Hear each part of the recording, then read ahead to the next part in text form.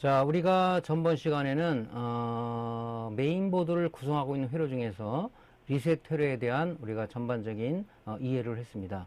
오늘은 메인보드를 구성하고 있는 회로 중에서 클럭 회로에 대해서 알아보는 시간을 갖도록 하겠습니다. 자, 클럭 회로라는 것이 무엇인가를 먼저 정의를 한번 내려보겠습니다. 메인보드는 부팅 회로, 전원 공급 회로, 클럭 회로, 리셋 회로, 바이오스 회로, 시모스 회로, 인터페이스 회로의 여러 기능을 하는 회로들이 PCB 하나에 통합된 구조로 되어 있으며 회로 상호간 연결시켜주며 전원을 공급하고 데이터를 공급하는 역할을 한다. 이러한 디지털 회로들이 정상 동작을 위해서는 14.318MHz의 수정 발진자와 클럭 제네레이터 칩으로 구성된 클럭 회로의 주파수 분할을 통해 CPU를 비롯한 전자 소자들이 주기적인 전기적 펄스인 클럭을 할당받아 특정 신호에 맞추어 동작을 한다. 클럭 회로에 장애가 발생하면 컴퓨터는 부팅할 수 없게 된다. 메인보드 고장의 많은 부분의 을 점유하고 있는 것은 ATX 파워 서플라이와 파워 및 리셋 버튼의 손상이 많으므로 메인보드 고장 점검 전 선행 사항은 메인보드 파워 커넥터에서 ATX 파워 케이블을 분리한 뒤 파워 테스트 지구에 의해 이상 유무를 먼저 판단하고 메인보드 커넥터에서 파워 및 리셋 버튼을 분리하여 테스터나 삑삑이 지그를 이용하여 불량 여부를 판단함으로써 수리의 작업 공수를 줄일 수 있다. 자, 그래 전번 시간에도 좀 언급을 드린 내용인데 메인보드는 이렇게 복잡한 회로로 이런 그 PCB 한 장에 통합이 되어 있습니다. 그래서 이런 것 중에서 얘를 구성하고 있는 이런 어떤 회로들이 하나라도 문제되면은 우리가 이 두 가지 현상을 맛볼 수가 있는 거죠. 하나는 뭐냐, 전원 무현상, 아예 전원이 들어가지 않는 현상. 두 번째는 화면 무현상. 화면 무현상이라는 것은 전원은 정상적으로 들어가는데 부팅이 안 되는 증상을 우리가 화면 무 증상이라고 그런다, 이렇게 얘기를 합니다. 그런 증상을 우리가 그 메인보드 수리하면서 항상 맞이하는 것이 이 두 가지 현상이거든요. 그런 것이 이제 수리를 많이 해본 사람들은 대충의 어떤 그 이론도 알고 경험을 토대로 해서 이제 그런 부분을 알 수가 있는데, 초보 입문자 같은 경우는 어떤 그 매장에 다양한 손님이 오면은 또 다양한 고장이 있을 수가 있어요. 그런 부분들을 그냥 다 결합되어 있는 상태로다가 점검을 했을 때 메인보드는 정상인데 다른 게 불량이 나서 문제가 생길 수도 있는 거 아니겠어요. 그래서 일단은 물론 전원을 꽂고 테스트하는 건 좋은데 안 된다면 일단은 그 메인보드를 제한 모든 거를 제외하고 뭐 파워도 분리하고 버튼도 분리하고 뒤에 뭐 어떤 키보드 마우스도 분리하고 메인보드 단독으로 측정했을 때 되는 경우도 상당히 많이 있습니다. 저희 매장 같은 경우는 불특정 다수의 어떤 고객들이 오기 때문에 다양한 고장의 어떤 그 유형들을 저희가 그 함으로써 나름대로 빅데이터를 가지고 있단 말이죠. 그래서 손님들이 가져오면 요거는 어디 불량일 것이다 하는 것은 이제 수리를 많이 해보다 보니까 그 부분에 점검을 하면 되겠다 해서 항상 제가 먼저 하는 것이 전번 시간에도 언급을 했지만 항상 파워부터 테스트를 한다. 메인보드에서 분리해서 메인보드에서 장착해서 했을 때는 안 돼. 왜냐면 이미 연결이 돼 있기 때문에 어떤 부품의 쇼트가 일어나면은 파워 서플라이 피드백이 동작되기 때문에 어떤 그 파워가 정상 동작이 안 되는 거죠. 또 파워나 리셋 버튼이 쇼트가 돼 있다, 아니면 오픈돼 있다, 그렇다 그러면 뭡니까? 동작을 안 할 수가 있죠. 그래서 그런 부분들을 먼저 우리가 사전에 잘 체크를 한 다음에 점검하는 것이 수리의 작업 공수를 굉장히 줄일 수 있는 방법 중에 하나다 하는 것을 늘 강조를 합니다. 우리가 모니터 수리를 하던 TV 수리를 하던 뭐 노트북 수리를 하던 수리의 우선순위라는 게 있는데 여러분들이 이제 입문하시는 분들은 아직까지 그런 나름대로의 빅데이터라든가 경험이 없기 때문에 그럴 수 있겠지만은 그런 우리 수리의 우선순위를 지켜서 내가 먼저 무엇부터 해야 되는 건가 하는 우선순위를 먼저 지키는 것이 굉장히 우리 수리를 하는 수리하는 사람 내에서 굉장히 중요한 사고방식인 것 같습니다. 자, 클럭 회로에 대해서 다시 좀 디테일하게 알아보겠습니다. 부팅 회로가 정상 동작되어 ATX 파워가 스탠바이 상태에서 메인 전원 기동 상태가 되었을 때 메인보드 24핀 파워 커넥터를 통해 ATX 파워로부터 저에서 고레벨 전압 신호인 피지 신호를 생성하여 8번 핀인 회색 케이블을 통해 공급된 피지 신호를 사우스 브릿지 칩이 피지 신호를 받아 리셋 신호를 클럭 제네레이터 칩으로 보내며 동시에 DC 3.3V의 전원은 다이오드와 인덕터를 지나 클럭 제네레이터 칩으로 공급되어 클럭 회로가 동작한다.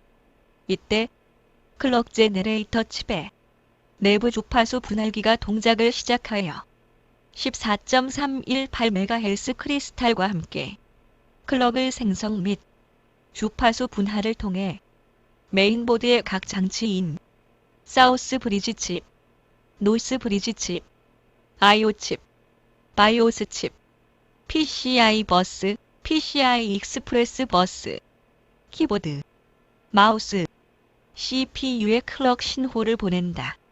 일반적으로 클럭 주파수는 클럭 제네레이터 칩에서 공급되고 사운드 칩의 일부 클럭 주파수는 사우스 브리지 칩에서 공급하며 메모리 클럭 주파수는 노스 브릿지 칩에서 공급한다. 클럭 제네레이터는 클럭 회로의 핵심이며 메인보드의 심장과 같다. 클럭 회로는 클럭 제네레이터 칩, 14.318MHz 크리스탈, 콘덴서, 저항, 인덕터로 구성된다. 클럭이라는 것을 우리가 전기전자 기초 시간에도 얘기를 했고, 또 TV 메인보드, TV 메인보드나 모니터 메인보드 얘기할 때도 말씀을 드렸습니다. 이 클럭이라는 것은 굉장히 그 어떤 전자기기에서 중요하죠. 왜냐면은 전자 소자들은 자기 혼자 동작하기가 어려워요. 이 클럭 신호에 자기 동작 신호를 실어서 동작을 한다.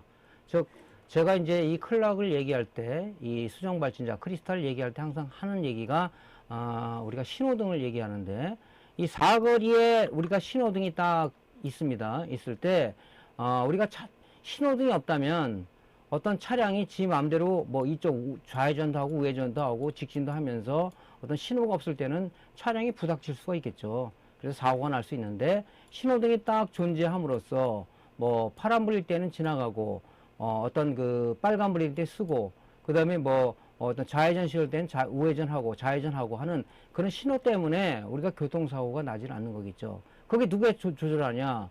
어떤 그 차가 소자라고 한다면 이 소자는 이 신호에 맞춰서 동작을 하는 거죠. 그런 어떤 비유를 들어서 많이 얘기를 하는데, 그래서 여기는 지금 우리 메인보드에서 보면은 우리가 여기 지금 그 사우스 브리지 칩 옆에 여기 하나 여기 크리스탈이 하나 있는데, 얘는 사우스 브리지를 위한 전용 32.768kHz의 수정 발진자 크리스탈이라고 보통 얘기를 합니다. 여기 보면은 또 14.318MHz의 수정 발진자가 있는데, 이것은 이제 뭡니까? 요 수정 발진자하고 여기 클럭 제너레이터가 있는데, 14.318을 이 클럭 제너레이터가 입력을 받아서 여기서 주파수 분할, 즉 확대와 축소를 통해서 각 장치, 뭐 어떤 IO 칩으로 보낸다든가 사운드로 보낸다든가 CPU로 보낸다든가 이런 주파수 분할을 통해서 이 클럭 회로에서 조정해서 보낸다 하는 것이 이제 우리가 이 지금 클럭 회로의 어떤 주 목적입니다. 또 여기 보면 이 크리스탈이 하나 더 있긴 한데, 요거는 뭐냐면은 뭐 사운드를 위한 전용 크리스탈 수정 발진자일 수도 있고요. 아니면은 랜칩에 그 관련된 우리가 그 수정 발진자일 수는 있어요. 근데 제일 중요한 것은 여기 사우스 브리지 전용 32.768kHz의 수정 발진자와 각 장치의 주파수 분할을 통해서 공급해주기 위한 14.318MHz의 수정 발진자가 있다. 그래서 여기서의 이 클럭 제네레이터를 통해서 14.318 클럭 받아서 입력을 받아서 내부의 주파수 분할 회로를 통해서 각 장치로다가 뭡니까? 클럭 주파수를 우리가 전달을 한다 하는 거죠. 요것이 이제 우리가 클럭 회로에서 하는 일입니다. 그러니까 만약에 클럭이 동작 안 된다? 아니면 이 소자가 불량이다 그러면 어떻게 되겠습니까? 메인보드는 동작할 수가 없겠죠. 그래서 지금 여기에서 화면에서 좀 보면요. 자, 여기 지금 14.318의 클럭 그 수정 발진자가 있어요. 우리가 수정 발진자를 뭐 크리스탈이라고 얘기는 하는데 어쨌든 간에 뭐 한국말로 한다면 수정 발진자는 얘기를 많이 써요. 얘가 이제 입력을 받는 거죠. 그래서 여기 이제 그 클럭 제네레이터를 통해서 주파수 분할을 통해서 어떻게 들어가냐면 CPU로도 들어가고요. 물론 이건 회로마다 메인 회로마다 요구되는 클럭이 있기 때문에 클럭 제너레이터도 똑같은 소재는 아닐 겁니다. 그런 걸 통해서 얘가 분할을 하는데 CPU로도 공급을 하고 여기서 보면 여러분들 CPU 있죠? CPU도 클럭에 자기 동작 신호 실는 거죠. 그 다음에 노스 브리지, 사우스 브리지, IO 칩, 오디오, 그 다음에 뭐 여러분들 알고 있는 메모리 쪽, 메모리는 이제 뭐 노스 브리지 쪽에서 공급이 되겠죠, 이렇게. 그러니까 다이렉트로 공급되는 게 있고 어떤 칩을 통해서 공급되는 게 있고 이렇게 공급이 됩니다, 이렇게. 예. 사우스 브리지 집에서 또 오디오를 공급하게 되고 그 다음에 이제 PCI 쪽이라든가 PCI 익스프레스 16 우리 그래픽 포트 있죠, 이쪽으로 이렇게 주파수 분할을 통해서 돌아가는 거예요. 만약에 이게 없다고 가정해 보세요. 이 회로가 없다 그러면은 아마 노스 브리지 전용의 크리스탈이 여기 또 하나 박혀야 되고 또 IO 칩에 크리스탈 여기 하나 또 박혀야 되고 각자 있다 그러면은 이 회로는 복잡해지고 또 어떤 그 생산 단가는 올라갈 겁니다. 요즘은 예전 초기에 나왔던 뭐 여러분들 알지만 486 메인보드나 뭐 이런 것들 386 메인보드는 무지무지하게 컸고 또 이렇게 이 칩에 포함되어 있는 게 아니라 이 슬롯에 확장 카드를 껴가지고 쓰는 형식으로 되어 있었기 때문에 굉장히 복잡했었죠. 근데 이제 전자 소재의 발달과 그 회로 기술, 설계 기술의 발달로 인해서 요즘 모든 이제 회로 소자들이 통합돼서 굉장히 간단해졌죠. 참 예전의 메인보드에 비해서 요즘 나온 메인보드는 보면 참 너무 허접하다는 생각이 들 정도예요. 여러분 TV 많이 뜯어보셨죠? 옛날 방식의 TV하고 요즘 나온 TV를 뜯어보면은 진짜 이게 TV야 할 정도로 굉장히 단순합니다, 메인보드들이. 왜? 이 칩들이 다 어떤 한 10개, 20개 쓰는 기능을 이 칩 안에 통합해버렸기 때문에 굉장히 그 회로들이 간단해지고 PCB가 경량화, 소형화되는 그런 현상을 우리가 볼 수가 있는 겁니다. 하지만 단점도 있어요. 어떤 이런 기능들을 통합하면은 고장률은 더 올라간다. 좀 약하다. 또 우리가 이제 이런 어떤 그 리드핀을 갖다가 표면에 실장하는 방식이 아니라 이렇게 통합하다 되면 이 BGA 방식으로 갈 수밖에 없다. 즉 어떤 솔더볼을 갖다가 이 칩셋에 패드에 붙여서 메인보드에 히팅해서 붙이는 방식을 쓰기 때문에 우리가 그런 부분에 고장이 나면 굉장히 고장 수리가 아주 어려워진다는 거죠. 지금 여기 있는 요게 지금 노스 브리지인데 요 노스 브리지 같은 경우도 우리가 BGA 타입으로 되어 있습니다. 이 고장 나면은 웬만한 실력 갖고 숙달이 되지 않으면은 하기가 어려워요. 이게 작업하기가 어렵습니다. 요즘 이제 나오는 노트북 울트라북이라고 아주 얇은 거 있죠.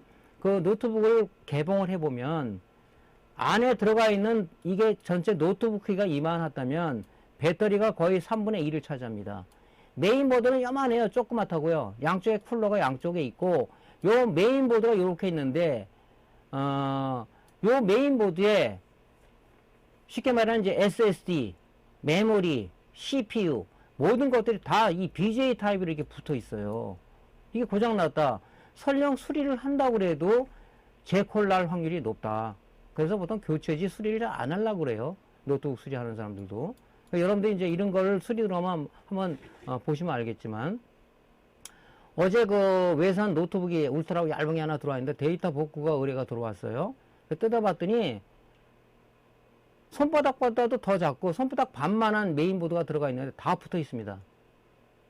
근데 물론 그거를 SSD 칩 있죠. 랜드 플래시 메모리를 떼어가지고 리더기에 읽히면 읽을 수가 있지만 그게 된다는 보장이 없어요. 보니까 배터리도 지금 부풀어가지고 굉장히 폭발 직전에 있는 그런 상황이고 메인보드 고장 난 거죠. 그래서 이제 뭐 데이터 복구하는 업체에 가면은 낸드 플래시 메모리를 떼어가지고 낸드 플래시 메모리 리더기에 장착을 해서 이제 데이터를 읽곤 하는데 스마트폰도 마찬가지겠죠. 예. 어쨌든 간에 이 BGA 타입은 굉장히 여러분들이 많은 노력과 또 어떤 그 보드의 특성, 그 다음에 장비의 특성 이런 부분들을 잘 알지 않으면 굉장히 하기가 어려운 거고 실패 확률이 99%가 될 수가 있다. 초보자 같은 경우는 100%라고 볼 수도 있겠죠. 예. 설령 붙는다고 해서 열을 잘못 조여서 이 칩셋이 우리가 팝콘 현상이라고 하죠. 볼록볼록 튀어나온다는 얘기는 칩이 죽었다는 얘기죠. 열을 많이 가해서. 그래서 이제 그런 부분들은 우리가 이제 제가 유튜브 강의를 하고 있지만 맨 마지막 강의를 돌린 이유가 바로 그런 겁니다. 이런 부분들을 좀 경험하고 나중에 하면 좋겠다.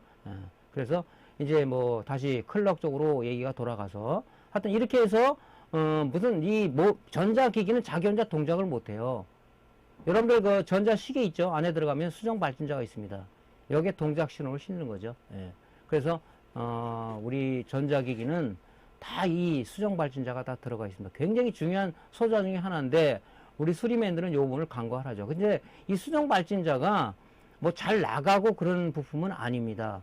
단지 이제 하다 보면은 수리를 하다 보면 냉납이 하나 좀 생겨요. 냉납이. 특히 32.768kHz 이쪽 냉납이 좀 발생이 되고 요게 이제 보통 보면 SMD 타입이 아니라 그 우리가 IMD 타입 저 PCB 홀에 리드를 삽입해서 뒤에서 솔더링 패턴에 솔더링 하는 방식이죠. 예. 그래서 이런 방식이기 때문에 좀 간혹 냉납이 나는 경우가 있습니다. 근데 수정 발전자가 나가고 그러는 것은 아니에요. 그래서 우리가 이제 나중에 뒤에서 고장수에 들겠지만 이 V샵이 제대로 들어가는지 파형이 나오는지를 우리가 오실로스코프로 측정을 해봐야 된다 하는 얘기겠죠. 그래서 클럭은 이렇게 클럭 제너레이터에서 분리해서 들어가서 여기서 주파수 분할 즉 확대와 축소를 통해서 각 장치로다가 전달을 해서 그 클럭에 자기의 CP는 CPU 동작 신호를 싣고 또 어떤 IO는 IO의 동작 신호를 싣고 그래서 이 회로들이 동작을 해서 우리가 이제 부팅을 했을 때 우리 모니터에 윈도우 화면을 볼 수가 있는 것이다 하는 겁니다. 그래서 이렇게 돌아간다는 우리가 이론을 알고 여러분들이 이제 그 수리에 부팅 회로 좋겠습니다. 자, 그러면 수정 발전자가 아까 굉장히 중요하다는 역할에 수정 발전자가 뭐라는 걸 한번 다시 리뷰를 한번 해볼게요. 크리스탈이란 수정 진동자 또는 수정 발진자라고도 불리우며 이것은 천연 혹은 인공 수정 결정을 특정 각도에서 잘라낸 수정편에 전극을 부착한 것으로 전극에 전기를 가하면 전기의 세기에 따라 고유한 진동을 하게 되는 원리를 이용한 것이다. 디지털 회로가 일정한 속도로 동작하기 위해서는 일정한 간격으로 전기적 펄스를 공급받아야 하는데, 즉 CPU를 비롯한 전자기기의 모든 소자들은 특정한 신호에 맞추어 동작을 하는데 이 특정한 신호를 가리키는 말이 바로 클럭이라는 단어이다. 클럭은 디지털 회로에서 심장박동, 즉 주기적인 전기적 펄스이며 장치들이 동작하는 타이밍을 맞춰주어 디지털 장치의 소자들을 움직이게 하는 전기적 신호이다. 클럭은 수정 발진자에서 만들어낸다. 자, 이게 이제 클럭을 만들어내는 소자인 수정 발진자 크리스탈이라는 겁니다. 그래서 이제 우리가 이제 메인보드에서 많이 쓰는 그 수정 발진자는 보통 이제 요 14.318 우리가 주파수 번호를 할 수 있는 클럭 회로에서 이제 14.318 많이 쓰고요. 그다음에 이제 사우스 브리지 전용 32.768kHz의 우리가 수정 발진자를 많이 쓰고 또 이제 어떤 그 사운드 칩이라든가 랜 전용의 뭐 25MHz라든가 뭐 이 보드마다 설계자들이 쓰는 그 소자에 맞는 클럭을 쓰기 위해서 틀릴 수가 있어요. 이거는. 그렇지만 이제 보통 메인보드에 보면 3개 정도 또는 어떤 보드는 4개 정도의 우리가 이제 수정 발진자를 볼 수가 있다 하는 얘기죠. 그래서 수정 발진자는 가변적인 주파수를 만들어 주는 것이 아니라 우리가 조종에서 고정 주파수를 다 가지고 있다. 여기 설명을 했죠. 어떤 수정편을 잘라서 붙였을 때 뭐 어떤 이런 주파수가 나오게끔 고정으로 만들어 놓은 것이 수정 발진자다. 그래서 수정 발진자는 뭐냐? 사거리 어떤 도로의 신호등 역할 같은 역할을 한다. 그래서 그 신호에 맞춰서 자동차들이 그 신호에 맞춰서 움직이는 그런 역할을 했기 때문에 메인보드가 정상 동작을 가능하게 해주는 어떤 역할을 하는 것이다 하는 거죠. 굉장히 중요합니다. 예. 자, 그래서 우리가 수정 발진자는 우리가 다른 거와 틀리게 발진하는 소재예요. FET도 마찬가지고, PWM도 마찬가지고 이런 것들이 스위칭 회로에서 우리가 발진 후에를 하는 소자는 이 테스트하기로 전압만 재서는 안 됩니다. 그 발진 파형을 오실로스코프라는 장비에 의해서 이게 정상적인 파형이 나오느냐 하는 것을 측정을 해야 되는데 그 장비가 오실로스코프라는 얘기죠. 네, 오실로스코프. 그래서 오실로스코프를 보고 정상적인 이런 정확한 파형이 나와야 되는데 이 파형이 정상적이냐 아니면 이렇게 왜곡돼서 뭐 이렇게 나오느냐 하는 부분들을 우리가 정확히 판단을 해서 얘는 지금 수정 발진자가 문제겠구나. 아니면은 이것이 지금 V전압이 미달돼서 그러는 건가 하는 우리가 나름대로의 어떤 유추를 할 수가 있는 거죠. 예, 그래서 우리가 수정 발진자를 측정할 수 있는 장비는 뭐 여러분들이 이제 오실로스코프 하나 갖고도 되는데 우리가 정확한 클럭을 재기 위해서는 이 주파수 카운터라는 게 있습니다. 주파수 카운터를 통해서 14.318이다 그러면 이걸 측정할 수가 있어요. 그래서 요런 이제 탁상용 주파수 카운터는 좀 약간 브랜드 거는 상당히 비쌉니다. 근데 이렇게 저가 같은 경우는 글쎄 이제 이것이 정밀도의 차이인지 모르겠지만 저는 요 장비를 갖고 있는데 글쎄 조금 불만족스러워요. 근데 뭐 많이 쓰는 것이 아니라 주로 이제 요 오실로스코프하고 측정을 하기 때문에 근데 필요에 따라서 이 주파수 카운터를 좀 써야 될 일도 있어요. 그래서 이런 것은 이제 정확도라든가 이런 것이 문제이기 때문에 그래서 앞으로 장만하실 분들은 항상 제가 여러분들 드리는 말은 돈이 결부되는 얘기는 참 조심스러운데 이왕 장비를 앞으로 이걸 업으로 삼겠다 하시는 분들은 좀 장비가 신뢰도가 있고 좀 고가인 장비를 하나 장만하는 것이 여러 개를 장만을 안 하는 것이다 하는 얘기를 늘상 제가 드리고 있습니다. 또 하나는 이렇게 우리가 이제 다이용으로 만들 수가 있는데 해외 사이트 가면 이렇게 클럭 측정기라는 걸 팔아요. 이렇게 이제 제가 다이한 건데 이렇게 다이해서 만들었어요. 근데 요건 지금 14.318MHz의 지금 여기 클럭에서 쓰는 요 클럭을 여기다 측정하면 정확하게 14.318이라 나와요. 그런데 측정이 안 되는 것도 있더란 얘기죠. 그러니까 요것도 뭐냐면 어떤 범위가 넓지는 못하다. 네. 그래서 뭐 쉽게 말하면 이건 장난감이라고 보통 얘기를 하는데 일단 한번 제가 교육적인 차원에서 예전에 한번 만들어 봤어요. 그래서 요거 말고 이제 좀 낮은 것들은 측정이 잘 안 되더라고요. 뭐 25메가, 14.318 이런 것도 잘 측정이 되는데 잘 안 되는 경우가 있어요. 안 됩니다. 예. 그래서 범위가 좀 낮다. 물론 여러분들이 이런 거 갖고 있으면은 우리가 이제 뭐 여러분 스타트 할 때나 측정할 때 좀 도움이 되겠지만은 오실로스코프를 좀 적극 활용하는 것도 좋은 방법인 것 같습니다. 근데 오실로스코프도 얘기했지만은 저가 장비들은 좀 그래요. 약간 가격이 있는 거 그거 사시는 게 특히 측정 장비 이런 파형을 측정하거나 이렇게 어떤 정확한 값을 측정하기 위해서는 좀 높은 가격의 장비를 구입하는 것이 나중에 후회를 안 하는 것이다. 제가 경험자거든요, 사실은. 이제 수리하다 보니까 자꾸 장비를 사려고 그러는데 참 그런 부분들이 지금 와서는 좀 후회되는 부분도 없지 않아 있습니다. 좋은 걸 그냥 하나 살 걸. 그래가지고 지금 오실로스코프부터 5개가 되는데 지금 뭐 2개는 망가지고 뭐 2개는 뭐 중고로 산 것도 있지만은 또 다른 거는 또 뭐 이렇게 정확하게 측정이 안 되는 것도 있고 지금 하나만 지금 쓰고 있는데요. 거기다 또 여러분들이 핸디 오실로스코프 많이 사잖아요. 그것도 이제 우리가 간이로 측정할 때 쓰는 거지 디테일하게 측정하기에는 좀 그것도 그렇습니다. 그래서 어쨌든 이 장비는 여러분의 선택이니까 그런 부분들을 좀 알아서 사셨으면 좋겠습니다. 자, 클럭 회로의 어떤 주요 발생하는 문제는 뭔가에 대해서 한번 알아보겠습니다. 메인보드 클럭 회로 고장은 보통 전원 공급 부분의 인덕터 불리앙, 콘덴서 불리앙, 크리스탈이나 클럭 제너레이터 칩 손상 등으로 발생한다.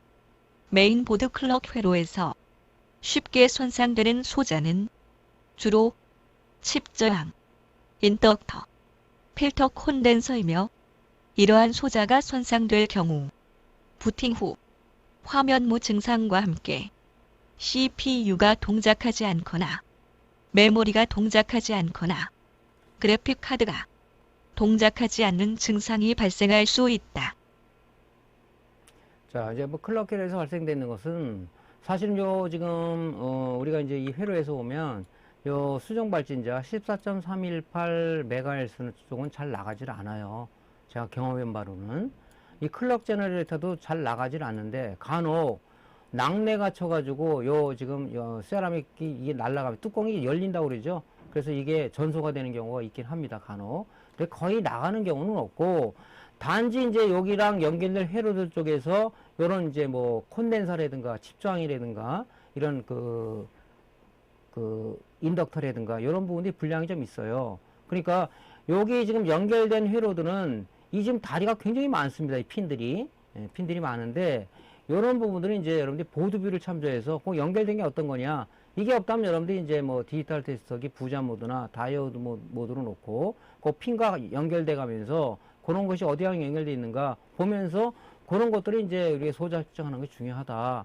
그래서 일단 제가 수리 경험에 말로는 이 클럭 제너레이터하고 이 크리스탈은 잘 안 나가더라. 근데 이제 그 주변 소자들, 뭐 컨덴서라든가 이 지금 클럭 제너레이터 VC 전압이 제대로 공급이 안 돼서 또 딴 쪽에서 오는 신호들이 제대로 안 와서 거기서 문제가 되는 경우가 많지 이 자체 두 개 소자는 분량이 잘 나지를 않습니다. 여기 지금 뭐 메인보드 렌칩도 지금 잘 나가요? 안 나가잖아요. 간혹 이제 우리가 낙뢰가 쳤을 때 이 라인을 타고 들어와서 제일 먼저 그 보면 렌칩 같은 경우 그런 게 많이 나가죠. 그래서 이 지금 눈으로 보면 여기 홈이 쑥 파져 있죠. 이렇게 눈으로 잘 안 보이는 경우도 있습니다. 이게 그래서 이제 디지털 현명으로 봤을 때는 이게 손으로 이렇게 쓰다듬다 보면은 거칠거칠한 부분이 있어요. 이 블록 튀어나오다든가 그런 부분들이 있지 이 소자 자체 분량은 많지는 않다. 그래서 여러분들이 그런 부분들을 요 주변 소자들을 측정을 해서 사실은 우리가 TV나 아니면 모니터나 수리 많이 해보신 분들을 알겠지만 메인보드에서 이 칩 콘덴서 굉장히 이 분량이 소트가 많습니다. 이 칩 콘덴서가 의외로. 그 다음에 이제 이런 전액 콘덴서는 이제 우리가 자연적인 용량 감퇴. 이 전액이 마르는 드라이업 현상 때문에 용량 감퇴가 된다. 물론 여기 이제 그 방폭부인에 방폭부인이 찢어지면서 전액이 흘러나올 때 눈으로 이게 불량이로 알 수 있겠지만은 겉이 멀쩡하면서 용량 감퇴가 되는 것들이 많아요. 그런 게 됐을 때는 뭡니까? 주변 소재에 안정적인 전기를 공급 못 해줌으로써 저기 어떤 콘덴서들이 용량 감퇴거나 그러면은 리플이 좀 발생될 수가 있습니다. 리플은 뭐냐? 직류 성분 속에 포함된 교류 성분이다. 그런 것들은 전자회로의 오동작을 일으키는 요소다. 그래서 이제 우리 회로에 보면 이 칩 쪽에 보면 VCC와 그라운드에 많은 칩 콘덴서에 달려있는 것이 뭐냐면 일종의 노이즈 바이패스다는 거죠. 그런 부분들이 많은 고장을 일으키는 전자회로에서는 굉장히 많은 요소다 하는 얘기를 드립니다. 그래서 이제 뭐 클럭 제너레이터의 블록 다이어그램을 본다면 이렇게 우리가 이런 회로를 통해서 들어가는데 사실 뭐 이런 세부적인 내용을 여러분들이 수리하는 사람 입장에서는 알 필요가 없죠. 앞으로 뭐 전자 설계를 하려거나 그런 사람은 필요하겠지만은 단지 우리가 어느 쪽으로 뭐가 들어간다, 뭐가 나온다 그런 부분들의 이론을 알아서 이제 우리가 수리하는 개념으로 가는 거겠죠. 자, 그래서 이제 우리가 클럭 회로라는 것이 어떤 역할을 하는 것이냐 하는 내용을 좀 간단하게 좀 알아봤고요. 자, 이제 우리가 클럭 회로 및 리셋터의 중심 소자 EM이 양부 판별법에 대해서 알아보는 시간을 갖도록 하겠습니다. 메인보드 고장 점검 전 항상 습관화하여야 할 선행 조건은 메인보드 고장의 많은 부분을 점유하고 있는 것이 ATX 파워 서플라이 및 파워와 리셋 버튼의 손상이 의외로 많으므로 먼저 메인보드 파워 커넥터에서 ATX 파워 케이블을 분리한 뒤 파워 테스트 지그에 의한 이상 유무 판단과 메인보드 커넥터에서 파워 및 리셋 버튼 케이블을 분리하여 테스터나 삑삑이 지그를 이용하여 불량 여부를 판단하는 것이 무엇보다 중요하며, 또한 메인보드는 복잡한 회로로 구성되어 있는 전자기기이므로 지그를 적절히 사용할 수 있어야 한다. ATX 파워 및 버튼에 이상이 없을 경우 메인보드 고장 진단기인 포스트카드를 메인보드 슬롯에 장착한 후 부팅을 시도하여 포스트카드의 LED 세그먼트에 나타난 포스트코드 값을 참조하여 고장난 부위부터 점검하여야 하며, 고장 부위에 대한 소자 데이터 시트를 참조하여 VCC 공급 전압과 각 소자와 버스에 공급되는 리셋 및 클럭 신호 등을 세밀하게 측정한다. 측정 시 메인보드 테스트 지그를 이용하면 좀 더 쉽게 고장 부위를 검색할 수 있으므로 수리의 작업 공수를 줄일 수 있는 방법이므로 적극 권장한다. 자, 요것이 이제 우리가 클럭 및 리셋을 고장 점검할 때 중요한 요소들입니다. 제가 항상 지금 계속 강조하고 있는 것이 메인보드에서 많은 고장을 점유하고 있는 것이 파워 서플라이다. 그래서 파워 서플라이의 어떤 그런 부분들을 지금 요즘도 매장에 그 데스크탑을 가져오면은 거의 파워입니다, 파워. 그래서 딱 들어오면 먼저 제가 AC 220V부터 인가를 하지는 않습니다. 일단은 파워를 물론 이제 고객의 고장의 어떤 내용을 좀 듣죠. 그런 내용을 참조를 해서 일단은 꽂기 전에 AC 220V 케이블을 꽂기 전에 먼저 뭐냐면 메인보드에서 CPU 전용 8핀 또는 4핀 커넥터를 분리를 하고 24핀 파워 케이블을 분리한 다음에 그 다음에 또 뭡니까? 각종 그 장치 뭐 CD롬이라든가 SSD라든가 하드 연결되는 우리가 이제 그 전원 케이블을 다 제거한 상황에서 파워 테스트 지그에서 테스트를 해봅니다. 그래서 리플 전압이 보통 안정적인 거는 제가 이제 경험상으로 얘기하면 한 10 정도 나와요. 여러분들 갖고 있는 파워 테스트 지그는 리플 전압을 측정할 수 없죠. 저 같은 건 돼요. 이게 10 나오는데 어떤 거는 이게 200에 올라갔다가 500으로 갔다가 1000으로 갔다가 왔다리 갔다리 하는 것들이 고정적이 아니라 이런 것들이 있어요. 이런 것들은 파워 서플라이를 쓰시면 안 된다는 얘기죠. 왜냐면은 그 파워 서플라이를 개봉해 보면은 2차 탄의 콘덴서들이 많이 죽어 있습니다. 죽어 있다는 얘기는 이렇게 외형을 보면 멀쩡한 것들이 이렇게 있고요. 여기 불룩 튀어나와서 있는 것도 있고요. 어떤 거는 이 방폭변이 찢어서 전액이 이미 흘러 나온 것도 있고요. 며칠 전에는 이 뚜껑을 한번 이제 갈아주고 열어보니까 이 지금 뚜껑 자체가 날아가가지고 바깥에 이렇게 뚜껑만 떨어져 있더라고요. 이런 것도 있습니다. 그 파워들을 유심히 살펴보면 전부 다 전격 파워들이 아니에요. 전격 파워들이. 이제 PC들을 분석을 해보면은, 그래픽 카드를 온보드되어 있는, CPU 온보드되어 있는 걸 쓰는 것이 아니라 별도로 그래픽 카드를 장착해서 쓰는데, 보통 GTX 1660이라든가, 뭐, RTX 카드라든가, 이런 걸 쓰는데, 뻥파워를 갖다 거기다 쓴 겁니다. 그랬을 경우는, 이 뻥파워는 그 안에 PFC라든가 RCO가 들어가 있지 않기 때문에, 전력 효율이 좀 낮습니다. 그러니까 안정적인 전기를 공급해 줘야 되는데 못하다 보니까 이런 이제 전자 그 기기들이 망가지는 거거든요. 그래서 그런 부분들을 항상 먼저 체크를 한단 말이죠. 그래서 제가 매일 강조하는 것이 항상 먼저 파워 서플라이라든가 또 이제 이 버튼들이 아무래도 이제 그 특수 버튼 쓰는 것도 있고요. 일반 버튼 쓰는 것도 있는데 보다 그 버튼들도 고장이 의외로 많이 있다는 거죠. 특히 이제 저희 모니터 수리해 보신 분은 많이 알지만 OSD 버튼 분량 상당히 많죠. 이 PC 데스크탑 PC도 마찬가지입니다. 노트북도 마찬가지예요. 그래서 리셋 버튼이 계속 눌려 있을 때는 어떻게 됩니까? 어떻게 되겠습니까? 이상 현상이 무지하게 많이 나옵니다. 그게. 네. 그래서 어쨌든 그런 부분들을 좀 저기 하고 이제 고장 점검에 들어가서는 메인보드는 굉장히 복잡한 구조로 되어 있기 때문에 여러분들이 앞전에 제가 지그를 소개시켜드렸죠. 포스트 카드를 비롯해서 어떤 더미 카드들을 준비해서 하지 않으면은 외래의 어떤 역효과, 잘못해서 쇼트를 유발한다든가 더 망가뜨릴 수, 어떤 핀을 갖다가 우리가 이제 슬롯에 있는 이런 핀들은 탄성을 유지하고 있는데 그 탄성을 망가뜨리는 현상을 가져오면서 접촉 불량을 일으킬 수 있다. 그래서 여러분 지그를 사용해야 된다. 그런 얘기를 많이 드렸죠. 그런 얘기들을 이제 지금 하나하나씩 고장 점검 수리에 대해서 말씀드리는 시간을 갖도록 하겠습니다. 자, 먼저 우리가 AC 220V를 막바로 컴퓨터에 넣지 마라 그랬죠.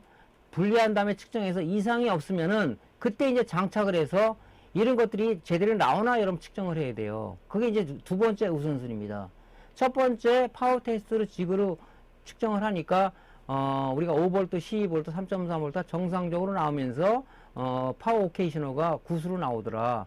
물론 12V, 3.3V, 5V가 약간의 출력음이 있을 수는 있어요. 아주 좋은 파워라도 그런 건 관계없어요. 근데 5V가 갑자기 4V, 3V, 2V 이건 안 되겠죠. 예, 그래서 파워가 정상적으로 테스트직에 정상 동작했을 때 메인보드에 이제 장착을 하는 거죠. CPU 전용 그 케이블을 꽂고 24핀 케이블을 꽂은 다음에 우리가 이제 이런 스탠바이 상태와 부팅 상태에서 측정 두 가지를 해봐야 돼요. 자, 파워 우리 전번 시간에 파워 공부했죠. 파워는 AC 220V 꽂으면 뭐뭐만 나온다 그랬죠. 이제 뭐 이거는 여러분들이 하도 제가 많이 얘기해서 알고 있겠죠. 뭐가 나오죠? 220V만 인가하면 여기 지금 스탠바이 상태죠. 두 개의 신호밖에 안 나오죠. 하나는 뭡니까? 부팅 회로를 동작하기 위한 스탠바이 5V와 그죠? 메인 전압을 구동하기 위한 신호인 파워1 시그널이 나오고 있다. 파워1 시그널이 파워 3V에서 5V 신호가 나오는 거죠. 자, 스탠바이 AC 220V만 꽂았을 때는 두 개의 신호가 파워 서플라이 공급되는데 바로 이게 뭡니까? 파워 이게 스탠바이가 5V가 나오니까 5V가 나오는 거죠. 파워온 전압 어떻게 나옵니까? 3V에 5V 신호가 나오는데 이거 파워온 전압이죠. 파워온 전압. 파워온 전압이 3에서 5V 신호가 나오는, 어떤 건 5V가 나오고 수 있고 뭐 어떤 메인보드에서는 틀립니다. 파워 서플라이에 따라 틀린데 나와요. 이 신호는 어떻게 못 쓴다 그랬죠?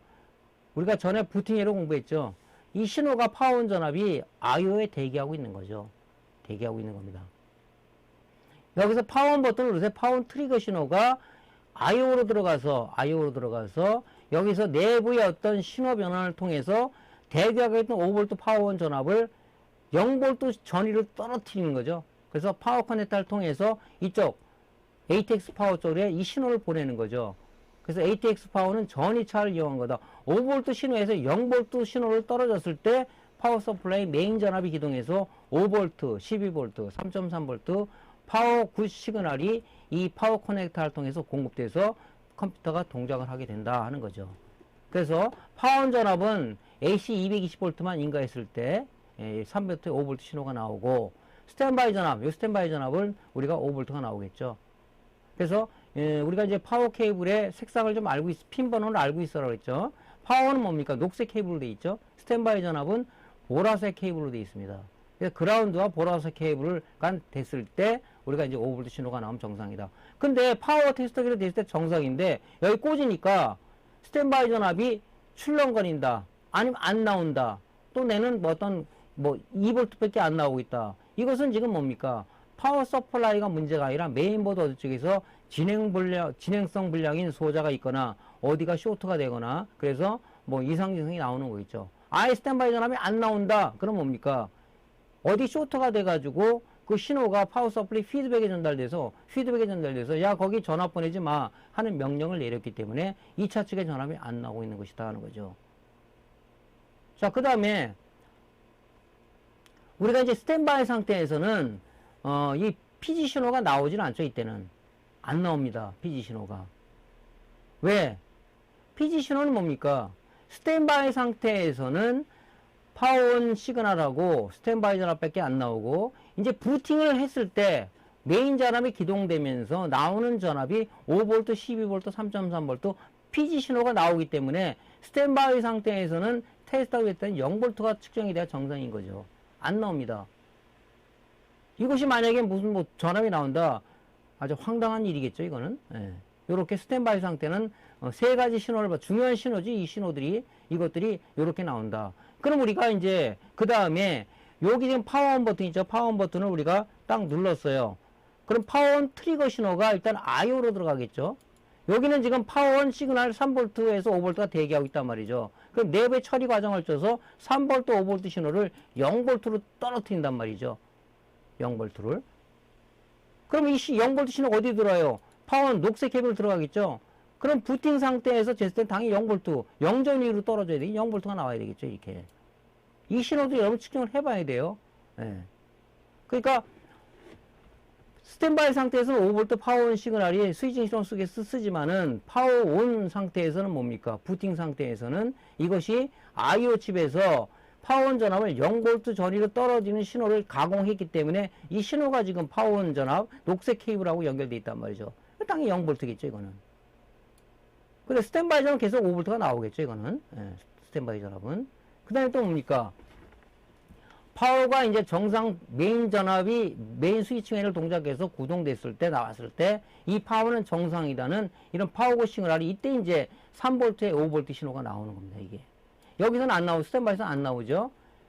부팅 상태에서 이게 나옵니다. 3V에서 5V 신호가 나오는데 이것도 여러분 측정해 봐야 돼. 이 파워고 시그널은 굉장히 중요해요. 리셋터에서 설명했죠. 이 시그널을 가지고 어디 공급된다 그랬죠? 우리가 보드뷰를 한번 봤었죠. 이 지금 연결된 이 회색 단자 연결된 게 이 IO, 그 다음에 이 노스 브리지, 그 다음에 사우스 브리지 들어가는 걸 보셨죠? 제가 한번 보드뷰로 회로를 한번 보여드렸죠. 그 신호가 글로 간단 말이죠. 그럼 이 신호가 안 나왔을 때 어떻게 됩니까? 컴퓨터는 화면 무 현상을 일으킬 수가 있다는 거죠. 전원은 들어가지만 부팅이 안 되는 거죠. 왜? 리셋 신호를 제공 안 했으니까. 장치 초기화가 안 됐는데 어떻게 부팅이 되겠습니까? 그래서 이런 신호들을 여러분들이 일단은 파워를 1차 메인보드에 분리해서 파워 테스트직으로 측정을 해서 정상이다 그러면 메인보드에 그때 꽂아가지고 이런 신호들이 제대로 나오는지를 여러분들이 검증을 해야 된다. 그래서 하나도 이상 있으면은 일단 파워를 빼고 지금 뭐 전압이 안 나고 그럼 그 회로를 따라가서 여러분들이 하는 것이 뭡니까? 많은 경험을 쌓아야 된다는 거죠. 그런 것이. 그러지 않고는 뭐 이 이론만 안다고 되는 게 아니라 대충 이제 알았다 그러면 이게 어느 쪽 분량이겠다. 그 부분을 뒤져서 수리하는 것이 여러분이 뭡니까? 그 수리의 실력을 그 스킬업하는 방법이겠죠. 예. 이런 부분들 여러분들이 측정을 해야 된다는 거죠. 저는 이런 순서로 해요. 수리할 때. 그러다 보니까 수리의 작업 공수를 많이 줄일 수가 있었습니다. 그 리셋을 하는 방법은 우리가 두 가지 방법이 있다고 그랬죠. 자동 리셋과 수동 리셋이 있는데 지금 우리가 자동 리셋은 파워 버튼을 눌렀을 때 이 PD 신호가 8번 회색 단자 있죠. 회색 단자를 통해서 어떻게 들어간다 그랬죠. 회색 단자를 통해서 막바로 이런 그 칩셋에 공급이 된다 그랬죠. 이게 이제 우리 자동 리셋이고요. 수동 리셋은 뭐냐면 리셋 버튼이 하나가 있습니다. 리셋 버튼이. 리셋 버튼을 눌렀을 때 리셋 트래그 신호를 이 사우스 브리지 칩에 보내서 우리가 다시 이 회로를 리셋 회로를 동작시키게 하는 거죠. 그래서 다시 이제 우리가 뭡니까? 리셋하는 방법을 얘기하는 거죠. 자, 그 방법에 대해서 설명을 좀 드리겠습니다. 메인보드 리셋 방식 두 가지 및 리셋 시그널 생성 방식은 리셋 신호는 메인보드가 작동하기 위한 3대 신호인 피지 신호, 클럭 신호, 리셋 신호의 하나로 메인보드에서 아주 중요하며 리셋 회로에 장애가 발생하면 컴퓨터는 부팅할 수 없게 된다. 리셋 신호의 소스와 생성 방식에 따라 리셋 회로는 자동 리셋 회로와 수동 리셋 회로에 두 가지로 나뉜다.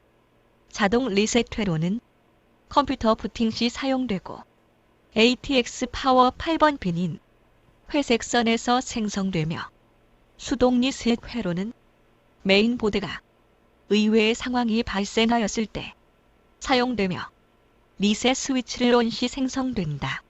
리셋 회로 구성의 중심 소자는 ATX 전원의 8번 핀인 회색 선, 리셋 스위치, 사우스 브리지 칩, 저항, 콘덴서, 다이오드 등으로 구성되어 있다. 자동 리셋의 경우 컴퓨터 부팅 후 100에서 500mAh가 지나면 ATX 파워로부터 저에서 고레벨의 DC 3V에서 5V의 전압 신호를 생성하여 메인보드 파워 커넥터 8번 핀으로 공급되어 리셋 신호로 사용된다. 부팅 후 ATX 파워로부터 리셋 신호인 피지 신호가 공급되지 않을 경우 메인보드는 동작할 수 없다. 수동 리셋의 경우 리셋 스위치를 온할 경우 리셋 트리거 신호를 생성하여 사우스 브릿지 칩 내부에 시스템 리셋 제어 모듈을 리셋시키며 기타 다른 회로로 리셋 신호를 보내 회로를 리셋시킨다. 리셋 스위치는 메인보드 신호선을 통해 컴퓨터 케이스의 리셋 버튼과 직접 연결되어 있으며 리셋 스위치의 한 단자는 접지되어 있고 다른 한 단자는 직접 또는 간접적으로 사우스 브릿지 칩 내부에 시스템 리셋 제어 모듈과 연결되어 있으며 동시에 ATX 파워의 DC5 볼트 라인과 연결되어 있다.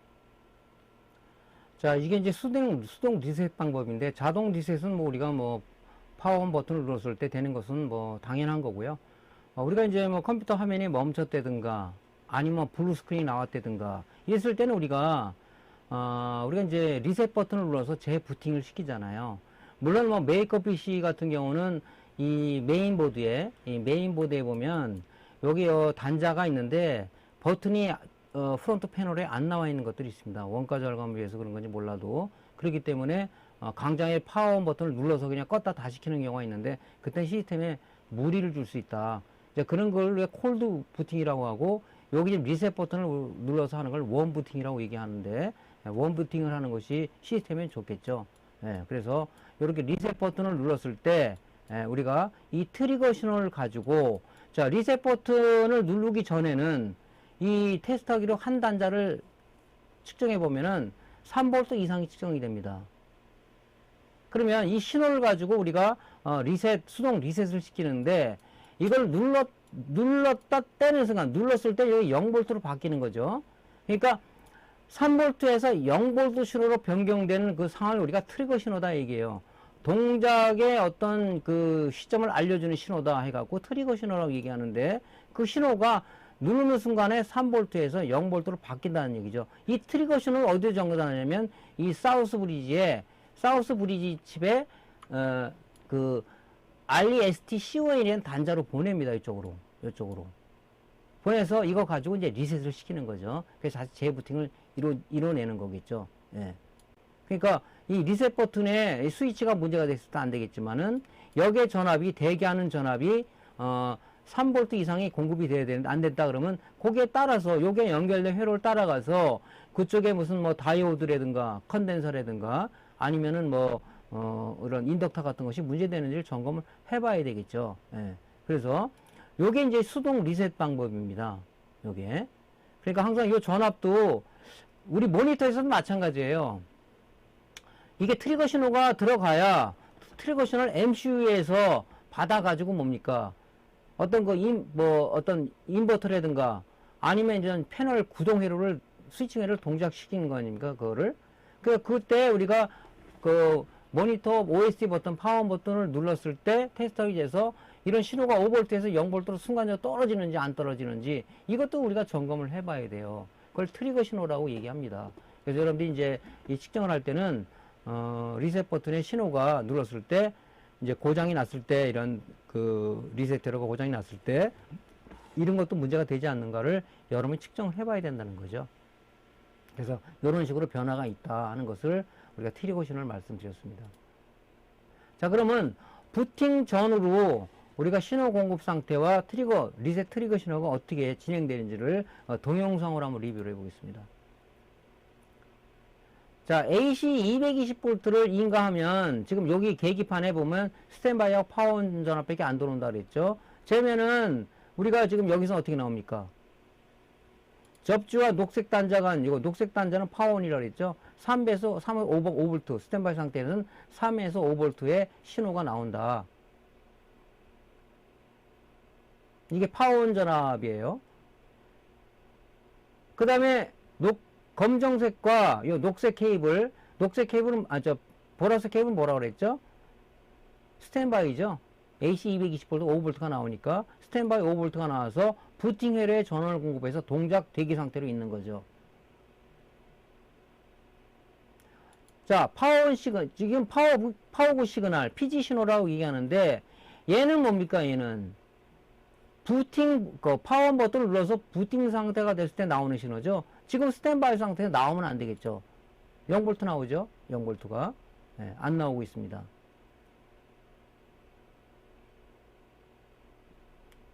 자, 이때 이제 우리가 파워온 버튼을 누릅니다. 파워온 버튼을 누르게 되면, 파워온 트리거 신호가 지금 파워온 전압이 스탠바이에서 IO 칩 여기에 3에서 5V 신호가 대기하고 있는데 파워온 버튼을 눌렀을 때 이 트리거 신호가 IO 쪽의 내부 처리 과정을 통해서 대기하고 있던 파워온 3에서 5V 신호를 0V로 바꿔버리는 겁니다. 그러면 0V로 바꿨기 때문에 녹색 단자로 0V가 제공이 된다. 그래서 파워 서플라이는 전이차를 이용한 것이다. 5V가 0V로 떨어졌을 때 ATX 파워 메인 전압이 기동을 한다. 메인 스위칭 에러가 동작을 해서 우리가 요구하는 3V, 5V, 12V 파워구 시그널이 그때 나온다는 거죠. 자, 이때 우리가 파워 버튼 눌렀을 때 뭡니까? 이 신호가 3에서 5V 신호가 0V로 떨어져서 이 녹색 케이블 공급된다고 그랬지 않습니까? 당연히 제면은 0V가 나오겠죠. 예, 메인 전압이 기동한 상태에서는 녹색 단자는 0V 전압이 나와야 정상인 겁니다. 자, 스탠바이 전압은 계속 나와야 되겠죠. 예, 5V 신호가 나오고 있고요. 그 다음에 이때 파워구 시그널이 3에서 5V 신호가 나와서 이 신호, PG 신호가 사우스 브리지 칩, IO 칩, 노스로 들어가서 리셋 신호 역할을 한다. 그래서 PG 신호가 중요하다는 얘기를 드렸습니다. 앞전에 한 내용들을 지금 리뷰를 하는 겁니다. 예. 자, 이게 지금 리셋 버튼이에요. 컴퓨터에 문제가 있어서 이제 리셋 버튼을 측정하는 거겠죠. 자, 이제 리셋 버튼 한 단자를 측정하게 되면은 3V가 걸려요.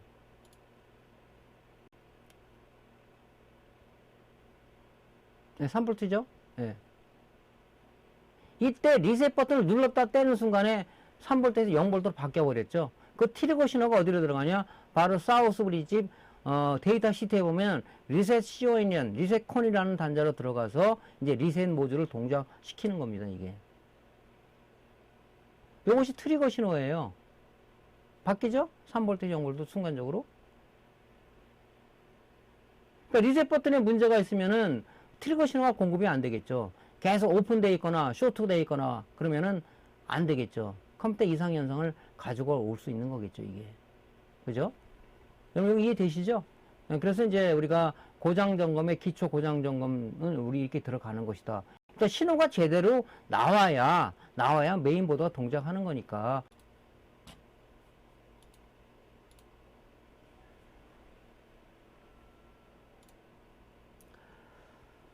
자, 우리가 이제 또 메인보드 고장에서 굉장히 많이 그 고장 요소를 많이 찾아낼 수 있는 그 지그인 포스트카드 메인보드 고장 진단기에 대해서 알아보도록 하겠습니다. PC 파워온 버튼을 ON 하면 제일 먼저 CPU는 메인보드 SPI 플래시롬에 저장되어 있는 바이오스 스타트업 처리 루틴에 의해 컴퓨터 하드웨어의 기본적인 사양을 체크 및 초기화 작업을 진행하는데 이를 파워온 셀프 테스트, 즉 포스트라 하며 또한 초기화 작업 중에 어떤 주변 장치가 연결되어 있는지 확인하는 역할을 하며 메인보드 상태는 비프음과 두 자리의 코드로 메인보드 결함을 표시해 주는데 바이오스 스타트업 처리 루틴이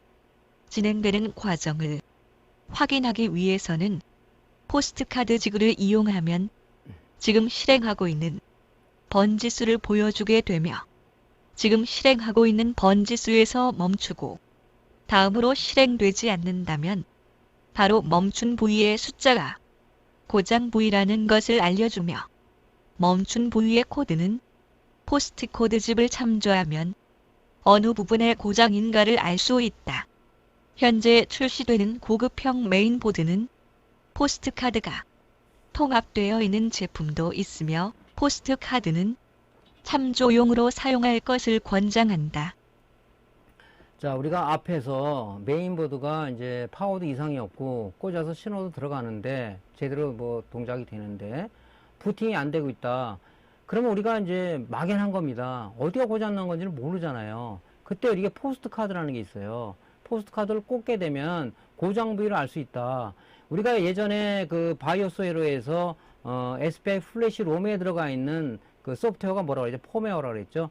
그 폼웨어에 보면은 세 가지 루틴이 있는데 그 중에 하나가 스타트업 처리 루틴입니다.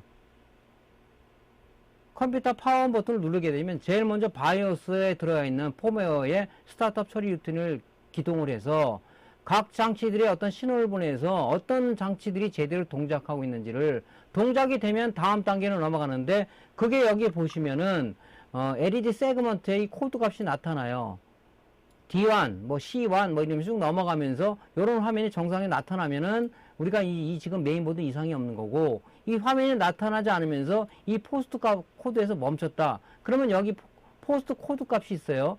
이 지그를 사게 되면 포스트 코드집이 나오는데 그 코드집을 참조하면은 대충 어느 부위가 고장이다 그러면 우리가 뭡니까? 고장 부위를 추적하는데 굉장히 어떤 시간이 단축됩니다. 그래서 메인보드는 얘를 활용할 수밖에 없어요. 노트북도 마찬가지고요. 그래서 여러분들이 물론 이 카드가 없다면 비품 가지고 대충 우리가 체크를 해요. 뭐 비품이 짧게 한번 삑 울렸다면 뭐 이상 없다는 얘기고 뭐 짧게 삑삑 하면 뭐 메모리 또는 인식 또 미장착 또는 비품이 짧게 3번 삑삑삑 하면 뭐 어떤 뭐 인식 불가 길게 한번 짧게 2번 울리면 그래픽카드 문제 이거 갖고도 알 수 있지만 모르는 경우도 상당히 많죠. 또 요즘 나오는 뭐 메인보드 조립품 같은 경우는 조립한 사람들이 이 스피커를 안 꽂아서 소리가 안 나는 경우도 많죠. 그러니까 뭐 초보자는 잘 모른단 말이죠. 어쨌든 간에 정확하게 하려 그러면은 뭐 이 지금 포스트 카드를 꽂아서 해야 되는데 사실은 얘도 뭐 100% 정확하다 보지는 않습니다. 참고용으로 쓰는 건데 어쨌든 간에 이런 걸 사용하게 되면 우리가 이제 수리 범위를 좁혀갈 수 있는 거고요. 여기 보면 이제 시그널 LED가 켜지는데 지금 리셋 신호가 계속 켜져 있다 그러면 어디 리셋을 물고 있는 겁니다. 들어왔다 나가야 되거든요. 어떤 보드는 또 계속 켜져 있는, 정상인데도 켜져 있는 것도 있어요. 그러니까 보드마다 설계자가 어떻게 따라서 설계했다 면 틀립니다. 또 클럭이 불이 들어왔는데 안 들어온다. 클럭 신호 제공 안 되는 거겠죠. 그런 부분들. 그 다음에 뭐 램 쪽에 어떤 공급이 되는데 불이 지금 뭐 아예 들어오지도 않는다. 들어왔다 꺼져야 되는데 뭐 그런 부분들을 갖고 우리가 시그널 LED를 갖고도 나름대로 이제 측정을 할 수가 있는 거죠. 그래서 이 지금 그 메인보드 고장 진단기는 여러분이 갖고 있어야 되는데 예전에 이제 구형 보드들은 이런 거 갖고도 하나 충분히 있었어요. 이런 거 갖고 예전에 이 지금 PCI 단자가 없었죠. 이렇게 이게 없고 이렇게만 돼 있는 거 갖고도 충분히 있었는데 요즘 나오는 것들은 이 PCI 포트가 기본적으로 있는 고급은 한 개 정도 있고 없는 것들 많습니다. 단가 때문에. 그렇기 때문에 이런 이제 PCI 익스프레스 1 포트가 있는 겸용을 사야 되는데 글쎄 이 요즘 메인보드는요 이게 꽂아도 안 먹는 경우가 많습니다. 많아요 이것이. 그래서 뭐 이런 TPM 포트에다 꽂는다든가 그래서 여러 가지 방법을 동원해서 해야 되는데 모델은 한 4가지 정도를 준비해야 측정이 가능하다는 것을 말씀드릴 수가 있겠습니다. 저 같은 경우 지금 요 4개를 갖고 있거든요. 611, 631 프로 뭐 이렇게 4개를 갖고 있는데 일단은 안 먹는 것도 상당히 많아요. 그래서 뭐 구형 보드 같은 경우 구형해야 뭐 그렇게 오래지 않은 부분 TPM 포트가 없는 것도 있단 말이죠. 그 방법이 없어요. 어쨌든 비품을 듣고 좀 해야 되는데 그것은 여러분들이 이 비품과 이런 고장 진단기하고 혼용해서 여러분이 판단하는 것이 중요하다. 왜냐면 메인보드는 고장 요소 찾기가 상당히 힘든 것 중에 하나입니다. 이게. 근데 이제 뭐 또 이런 얘기하면 또 여러분 잔소리라고 할지 모르지만 아니 메인보드 고장 나면은 그냥 뭐 인터넷에서 하나 사서 끼면 되는 거지 뭘 이건 이런 거 알고 그래 머리 아프게 할 수 있겠지만 우리는 뭐라 산업용 장비로 수리해야 되기 때문에 해야 된단 말이에요. 그건 구형 장비들이 거의 대부분입니다. 신형 장비가 안 들어가, 메인보드가 안 들어가 있어요. 하려면 어떻게 되겠어요? 여러분, 일반 메인보드 수리의 단가 얼마 받습니까? 산업용 장비는 기본이 30만원 이상부터입니다. 그러니까 여러분들이 그 장비를 수리하기 위해서는 메인보드 이론을 알아야 되고, 이런 지그 사용법을 알아서 해야 되는 거죠. 찾아내기도 굉장히 어렵고요. 그래서 얘기 드리는 거예요. 그냥 뭐, 이 강의 듣고, 아유, 나는 그냥 메인보드나 그냥 중고 사서 낄 거야. 그런 사람들은 강의를 뭐 패스해도 되겠습니다만, 대부분 이 강의를 들으시는 분들은 아마 업으로 삼고 또 이런 수리를 하기 위해서 하는 사람들이니까, 여러분들이 좀 적극적으로 해야 되지 않겠냐는 생각도 들어요. 뭐, 간혹 매장에 뭐 찾으시는 분들이 그래요. 아니, 뭘 수리해요? 그냥 인터넷에서 하나 중고 사서 낄게요. 그리고 가져가시는 분도 있어요. 그러면 뭐, 제가 뭐 할 말은 없죠. 그러시는 분도 많습니다. 의외로. 특히 이제 젊은 친구들이. 그래서, 뭐 주로 맡기는 분들이 이제 뭐 로보틱에 들어가는 메인보드, 산업장비 들어가는 메인보드 그런 걸 좀 맡기시는데, 그분들은, 구형이기 때문에, 일단은 뭐 부품 구하기도 힘든 것도 있고, 수리가 안 되는 것도 있지만은, 어쨌든 간에, 우리가 이제 영업이익을 내기 위해서는 이제 그런 걸 수리를 들어가야 되겠죠. 그래서 이런 것들을 하는 거예요. 그렇지 않으면 뭐, 편한 방법이, 메인보드, 중고 메인보드. 예를 들어 산업용에 들어가는 메인보드 중고를 구하자는 해외 사이트는 무지무지하게 비쌉니다. 굉장히 비싸요. 그래서 수리하는 게 낫겠죠. 그래서 여기 보시면 이제 포스트 코드집이 있는데, 이제 수리를 하다 보면, 많이 접하다 보면요, 그 코드가 나오면, 이게 어디 부분이다 하는 것을 여러분이 알게 돼요. 이걸 뭐, 애워서 어떻게 할 수 있겠습니까? 단지 참조용으로 갖고 있다가, 이제 수리하다 보면 보통 이제 메인보드의 전자장비들은 고장나는 부위가 어디가 주로 많이 난다는 것을 이제 나름대로 스스로의 빅데이터를 통해서 알게 됩니다. 그랬을 때는 여러분들이 그걸 가지고 대충 어느 부분이겠다. 여기 나오니까 요거 대부분 어느 부분이겠네 하고 여러분들이 이제 할 수 있는 이제 능력이 배가가 되는 거겠죠. 그래서 그렇게 이런 지그들을 적극적으로 활용하면은 여러분들이 수리의 스트레스에서 벗어날 수가 있고 또 작업 시간, 수리의 작업 공수를 현저히 줄일 수 있는 어떤 그 요소가 될 수가 있다 하는 얘기를 말씀드리는 겁니다. 자, 그래서 우리가 포스트카드 사용법을 잠깐 좀 설명을 드릴게요. 뭐 알고 있는 방법이면 리뷰를 한번 해볼게요. PC에 파워온 버튼을 누르면 제일 먼저 실행하는 프로그램이 SPI 플래시롬에 내장되어 있는 펌웨어의 내용 중 스타트업 처리 루틴에 의해 주변 기기 이상 유무 및 초기화를 진행하는데 진행되는 과정을 눈으로 확인하기 위해서는 메인보드 PCI 포트 또는 PCI 익스프레스 1 포트에 포스트카드를 삽입하면 펌웨어의 스타트업 처리 과정에 디버그 코드를 포스트카드 LED 세그먼트를 통해 볼 수 있는데 메인보드 특성에 따라 디버그 코드 값을 볼 수 없을 때는 다양한 모델의 포스트카드를 이용하여 PCI 포트 또는 PCI 익스프레스 1 포트 또는 TPM 포트로 옮겨가며 테스트해 봐야 하며 이렇게 적용하기 위해서는 다양한 모델의 포스트카드를 구비해야 한다. 자, 요건 좀 전에 말씀드렸죠. 그래서 메인보드 모델에 따라서 구형 장비들은 이렇게 PCI 포트가 친절하게 이렇게 있는 게 있고요. 그 다음에 PCI 포트하고 PCI 익스프레스 1 포트가 있는 게 있고, 요거 있을 때는 뭐 이거 있더라도 얘 쓰면 되는 거니까. 근데 이제 아예 없는 게 있어요. 요렇게 PCI 포트만 있는 것들이 있어요. 그러면 이런 카드를 여기다 꽂았을 때 동작 안 되는 것들이 의외로 많다는 거죠.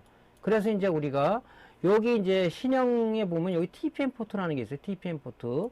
요런 TPM 포트를 여기 장착을 해서 우리가 하면 되는 것들도 많습니다. 그러니까 모델을 갖다가 이렇게 여러 가지로 갖고 있는 것이 제가 권장하는 것은 뭐 이렇게 요 네 가지 정도면 되지 않겠나. 지금 최종 나온 게 아마 631 프로일 겁니다. 프로. 그래서 그런 걸 갖고 있으면은 수리에 많이 도움이 된다.